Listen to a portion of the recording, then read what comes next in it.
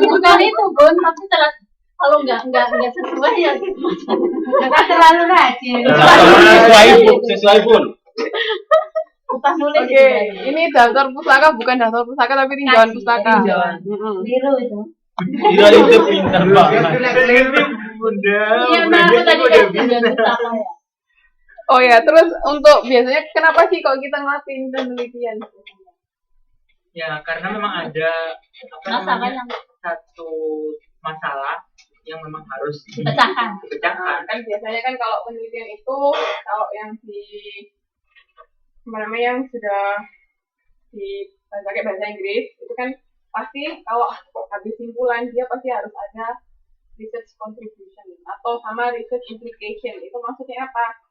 Penelitian ini tuh bisa bermanfaat apa buat akademik sama buat praktisi. Jadi ada dua. Karena kita ini kan di bisnis kan, masih di manajemen kan pasti ada praktisioner. Tahu praktisionernya siapa? Ya pengusaha kayak manajer apa. Nah, biasanya penelitian itu kayak misalnya Mbak ini kan sudah memberi gambaran informasi pada masyarakat, oke, juga bisa memberi informasi kepada para penjual online shop. Iya. Nah, jadi hasil penelitian kan kita untuk berkontribusi ke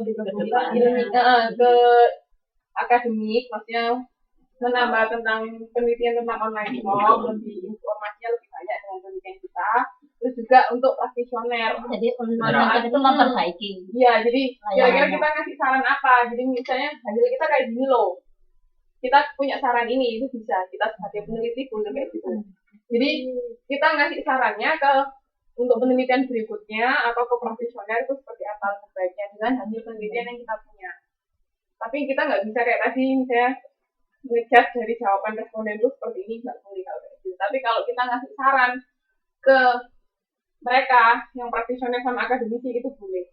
Dengan hasil penelitian kita ngasih saran gitu, nggak apa-apa. Oke, terus habis itu nah ini kan misalnya tidak semua ini kira-kira bisa dijelaskan lagi kenapa. Mungkin terus juga hasil ini misalnya ada penelitian sebelumnya yang bahas juga tentang ketidakpuasan konsumen terhadap itu bisa dicantumkan. Kira-kira hasilnya sama enggak? Misalnya penelitian ini mendukung dari penelitian sebelumnya sama kayak gitu. Detail. Cuman sebenarnya kalau karilnya UT karena maksimal cuma 12 halaman, nggak bisa bahas sangat detail sekali. Emangnya di situ sebenarnya. Kalau misalnya penelitiannya Mbak sama Mas bagus itu, emangnya kalau menurut saya di situ karena keterbatasan cuma maksimal 12 halaman. Berarti nggak boleh Bu? Apa? Berarti nggak boleh. Kemarin sih ya nggak tahu sih, cuman karena sudah ada aturannya 7-12 daripada nanti lebih nggak diterima kan. Sayang juga. Iya. Nanti 8 aja. 8 aja. 8. Jadi kalau mau jelasin lebih dalam itu sebenarnya bisa, cuman karena keterbatasan halaman jadinya nggak jadi. Nah itu bisa dijelasin lebih detail lagi dengan perbandingan penelitian kita hasilnya kayak gimana, penelitian sebelumnya kayak gimana, terus kira-kira kenapa sih kok misalnya hasilnya berbeda, alasannya apa? Mungkin kayak misalnya kita ngambil datanya di Taiwan, penelitian sebelumnya ngambil datanya di Indo, kan udah jelas-jelas beda budaya, beda perilaku, itu bisa dijelaskan sebagai alasan kenapa kayak gitu. Oke? Terus siapa lagi? Iya. Sama 7 ya Bu? Iya, sudah 7. Laptopnya sama satu lagi install Office 2. Oh ya udah. Terus siapa lagi? Tapi sudah ngerjain? Udah tapi sedikit. Terus siapa lanjutannya? Bunda. Mbak kita ini. Apa? Iya, email. Bisa dikirim ke email. Ke email. Iya. Email ya. Iya. Udah ujian Bun. Kurang air. Siapa lagi yang sudah bikin Udah kayak nomor 10 tapi Bu. terakhir? Sebelumnya siapa? Masih jauh. Belum. Ibu apa enggak? Langsung. Mas duluan aja, ibu masih ngirim ya? Dimarahin dah. Mas Yoyo dulu aja ya. Nggak apa ya? Gimana Mbak Santi? Mbak Santi. Ngambek kan dia. Ngambek Ben. Nggak dikasih kerupuk lagi. Enggak, kerupuk udah dibagi, aman. Beninya dong. Apa? Jobnya nggak dikasih loh Bapak. Udah. Siapa yang bantuin? Saya Bu.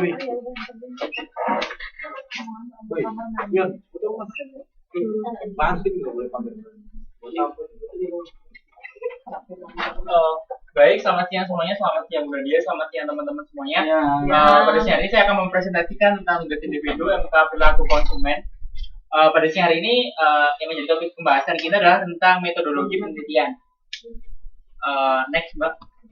Jadi topik yang saya angkat atau tema judul penelitian yang saya angkat adalah pengaruh konsep produk atau produk konsep dengan konsep penjualan atau selling konsep perusahaan sepeda Polygon PT Insirasiana pada konsumen di pasaran. Sebentar, berarti Itu dari Kotler. konsep produk mempengaruhi konsep penjualan. Maksudnya pengaruh konsep produk dan konsep penjualan Terhadap sepeda itu terhadap konsumen di pasaran. itu ada terhadapnya. Eh, Saya bingung loh ini bacanya sebenarnya. pengaruh konsep produk dengan Konsep penjualan. perusahaan sepeda. Terhadap. Oh ya, pada atau terhadap. iya ada ya. Mendingan jangan dengan Mas, pakai dan biasanya. Oh. Soalnya kalau dengan itu Bersamaan. Iya iya. pakai dan aja. Jadi dua-duanya terhadap si konsumen. Iya iya. Maksudnya pengaruh konsep produk dan penjualan sepeda itu terhadap Iya. konten. Lanjut untuk Pada lanjut ke apa metodologi. Dalam poin metodologi ini saya membahas 3 poin. Ini yang pertama ada metode pengumpulan data, kemudian ada teknik analisis data dan tahapan penelitian, kemudian yang ketiga kesimpulan metodologi. Lanjut kita bahas yang poin pertama tentang metodologi pengumpulan data. Yang pertama, next. Ya, untuk metode pengumpulan data di sini saya menggunakan metode kualitatif. Kemudian instrumen yang saya gunakan adalah meliputi daftar pertanyaan untuk partisipan, kemudian daftar partisipannya siapa saja, kemudian hasil analisis jawaban dari partisipan. Kemudian yang ketiga, menggunakan teknik wawancara, ya menggunakan 5 partisipan. Lanjut. Nah, untuk daftar pertanyaannya adalah seperti ini. Bentar, lebih jelasnya saya akan di sini. Jadi di sini saya membuat 5 pertanyaan dengan opsi jawaban iya, tapi disertai dengan alasan. Yang pertama adalah untuk pertanyaan pertama, saya menggunakan pertanyaan apakah Anda setuju dengan pernyataan bahwa konsep produk dan konsep penjualan harus berjalan beriringan guna mendapat respon konsumen di pasaran. Di sini saya memilih opsi jawaban itu iya karena yang pertama. Itu untuk opsi pilihan kepada partisipannya. Iya karena konsep produk sangat penting dalam Benar. mendorong daya beli. Kemudian yang kedua ada konsep produk dan konsep produk dan konsep penjualan harus saling berjalan beriringan karena keduanya terkait gitu. Kemudian yang ketiga ada konsep penjualan lebih penting dalam menarik konsumen. Kemudian yang berikutnya ada konsumen produk dan konsep penjualan harus ada di setiap produk yang dikeluarkan.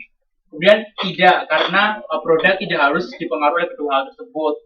Kemudian yang berikutnya adalah konsep produk tidak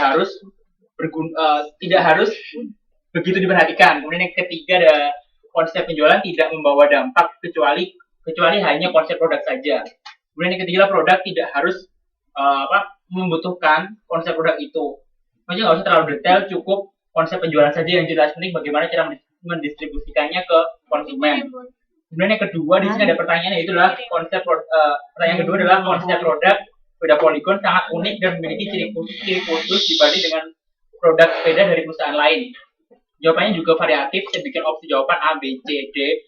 Kemudian di sini yang pertama adalah iya, karena keunikan sepeda Polygon sudah sangat terkenal sejak dulu di Indonesia dan semua anggota keluarga saya sering menggunakannya, misalkan kayak gitu. Kemudian lanjut yang ke B dan C, itu ada opsi jawabannya. Itu mungkin untuk lebih jelasnya ada di Word ya. Karena di sini hanya mengambil capture-nya saja. Ini untuk yang poin B